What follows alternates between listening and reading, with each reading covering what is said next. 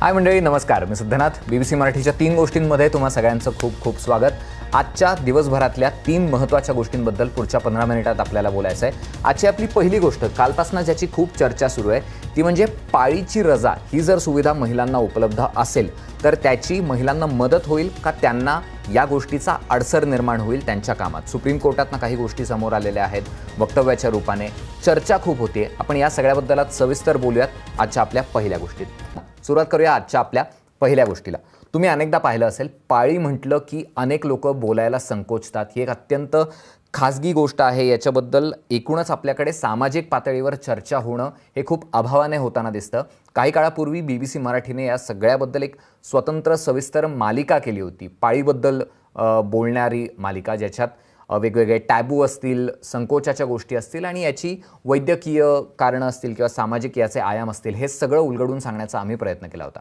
आता कालपासून याची चर्चा नव्याने सुरू झाली. याचं कारण असं आहे की वेळोवेळी तुम्ही पाहिलं असेल, सुप्रीम कोर्टात याचिका केल्या जातात, चर्चा होतात की पाळीची सुट्टी महिला कामगारांना, कर्मचाऱ्यांना ही दिली जावी, त्यांना ही मुभा असावी, जर त्यांना हवी असेल तर त्यांना ही घेता यावी, त्याच्यासाठीची किमान तजवीज ही कंपन्यांनी शासकीय सेवांमध्ये असणाऱ्या महिलांसाठी अशा विविध पातळीवर करण्यात यावी असं म्हटलं जाते. आता काल सुप्रीम कोर्टात पुन्हा एकदा या सगळ्याबद्दल सुनावणी सुरू होती. त्यावेळेला ह्या त्याच याचिका आहेत ज्या मागे सुद्धा सुप्रीम कोर्टात हे याचिकाकर्ते गेले होते. त्याच्यानंतर कोर्टाने हे सरकारकडे पाठवलं होतं आणि सरकारला म्हटलं होतं, महिला आणि बालविकास खात्याला, की तुम्ही याच्याबद्दल काहीतरी विचार करा. जर धोरण बनवता येत असेल तर ते धोरण बनवा. पण जेव्हा हा मुद्दा त्या पातळीवर आला तेव्हा त्यावेळेच्या मंत्री या खात्याच्या स्मृती इराणी यांनी म्हटलं होतं की पाळी येणं हे काही महिलांचा कमकुवतपणा नाही आहे, त्यामुळे या सगळ्या गोष्टींची चर्चा करून अजून महिलांना त्याचा डिसॲडव्हान्टेज होईल अशा गोष्टी केल्या जाऊ नयेत. मग हे याचिकाकर्ते पुन्हा एकदा सुप्रीम कोर्टाकडे आले आणि सुप्रीम कोर्टाने यावेळेला काय म्हटलं ते बघा. सरन्यायाधीश धनंजय चंद्रचूड यांचं असं म्हणणं आहे की अशी रजा घेण्याची अधिकृत परवानगी दिल्यामुळे महिलांना कामापासून दूर ठेवलं जाईल, अशी एक त्यांनी चिंता, अशी एक भीती त्यांनी व्यक्त केली. ते पुढे असंही म्हणाले की महिलांच्या हितासाठी आपण जे करतोय ते त्यांना मारक ठरता कामा नये. धोरणाच्या या बाजूकडे सरकारने पाहायला हवं, कोर्टाने लक्ष याच्यात घालण्याची गरज नाही. आता 2023 जर तुम्ही डोकावून पाहिलं तर स्पेनने अशा प्रकारची पाळीची रजा त्यावेळेला जाहीर केलेली होती. भारतात सुद्धा काही वेळेला असे प्रयोग होऊन गेलेले आहेत. बिहारमध्ये असा प्रयोग झाला होता, अरुणाचल प्रदेशमध्ये प्रयत्न आहेत, पण अजूनही शासकीय पातळीवर असं धोरण नाही आहे किंवा अशा कुठल्याही गोष्टी अधिकृतपणे घडताना दिसत नाही आहेत. पण धोरण असेल, रजा असेल, या सगळ्या गोष्टी ज्या आहेत त्या संघटित क्षेत्रातल्या महिला कर्मचाऱ्यांसाठी असतील.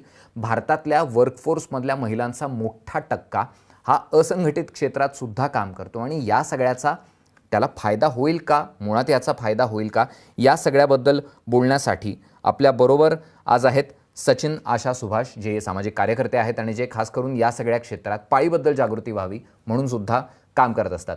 सचिन, स्वागत आहे BBC मराठीच्या 3 गोष्टींमध्ये. काय वाटतं तुम्हाला, असंघटित क्षेत्रातल्या महिलांना अशा प्रकारचं जर काही धोरण बनलं, पाळीची रजा जर उद्या मिळणार असेल, तशी मुभा असेल, सवलत असेल, सुविधा असेल, तर त्यांना याचा फायदा होऊ शकतो का?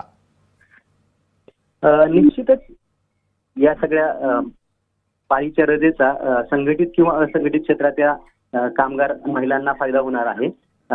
आणि प्रत्येक महिलेला पाळीच्या दरम्यान काही ना काही शारीरिक त्रास होत असतो आणि शारीरिक त्रास जरी होत नसेल तरी भावनिक पातळीवरच्या बरेच त्रास तिला होत असतात. कारण भावनिक असंतुलन त्या दरम्यान जे शरीरातले हार्मोन्स सिक्रेट होत असतात किंवा हार्मोनल चेंजेसमुळे होत असतात आणि या सगळ्यामुळे तिची जी कामाची उपयुक्तता आहे किंवा वर्क कॅपॅसिटी आहे, शक्ती आहे, तर त्याचा तोटा होतो आणि त्या दरम्यान ती तेवढ्या ताकदीने काम करू शकत नाही किंवा तेवढं लक्ष देऊन सर्वच कामं करू शकते असं होत नाही आणि अशा वेळी तिला आरामाची गरज असते. पण आपण पाहतोय की पेड पिरियड लिव्ह पॉलिसी जरी आणली तरी ती संघटित क्षेत्रातल्या महिलांसाठी फायदेशीर ठरेल.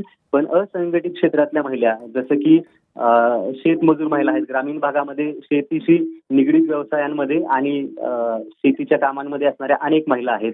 शहरी भागामध्ये घरकाम करणाऱ्या महिला आहेत किंवा 10 पेक्षा कमी कामगार असणाऱ्या ज्या काही छोट्या आस्थापना आहेत, कंपन्या आहेत आणि यामध्ये काम करणाऱ्या महिला आहेत. तर या सर्व महिलांना कामाच्या ठिकाणच्या ज्या इतर सुविधा आहेत, जसं की टॉयलेट ही बेसिक सुविधा देखील अशा ठिकाणी नसते आणि मग त्या ठिकाणी पाळीत जे शोषक साहित्य म्हणजे पॅड वापरावं लागतं आणि ते बदलण्याची जागा नसणं आणि ह्या सगळ्या गोष्टींमुळे अनेक महिलांना बरेच जंतू संसर्ग होतात. हम्म. भारतामध्ये आपण पाहतो की कुठल्याच बस स्टँडला महिला शौचालय स्वच्छ नसतात किंवा पेड शौचालय असतात. शाळांमधली अनेक शौचालय बंद असतात आणि अशा वेळी मग महिलांना मासिक पाळीचं व्यवस्थापन करणं फार अवघड जातं.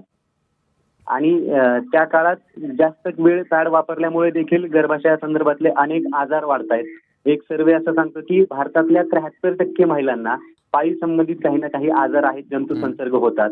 आणि हे जंतू संसर्ग जरी सामान्य असले, ते फार गंभीर स्वरूपाचे नसले, तरी काही केसेसमध्ये मात्र ते गर्भाशयाच्या सचिन, आणखीन एक अगदी छोटा मुद्दा आणि आपल्याकडे वेळ कमी आहे त्यामुळे अगदी थोडक्यात विचारतो की मुळात असंघटित क्षेत्रातल्या महिलांमध्ये याच्याबाबत कितपत जागरूकता आहे आणि जर अशी सुविधा उद्या मिळणार असेल तर कितपत त्या पुढाकार घेतील याचा उपयोग करण्यासाठी?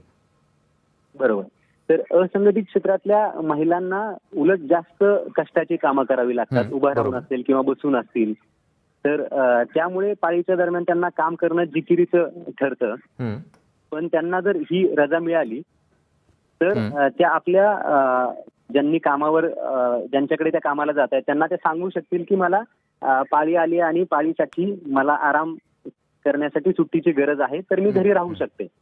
पण पुन्हा मुद्दा येतो की पाळीला धरून आपल्या समाजात ज्या समजुती आहेत त्यामुळे स्वयंपाकासाठी जाणाऱ्या महिला असतील तर त्यांना किती.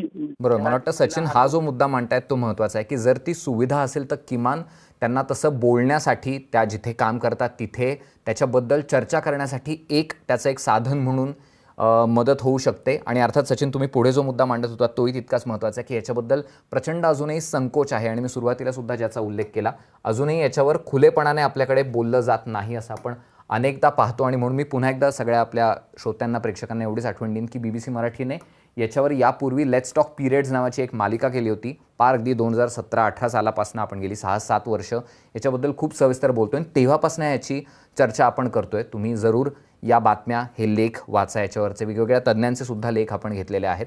आणि तुम्हाला काय वाटतं हे आम्हाला प्रतिक्रियांमध्ये जरूर सांगा. तुर्तास या गोष्टीवर इथेच थांबणार आहोत. सचिन, आशा, सुभाष, खूप खूप धन्यवाद मोकळेपणी याच्याबद्दल सविस्तर बोलल्याबद्दल.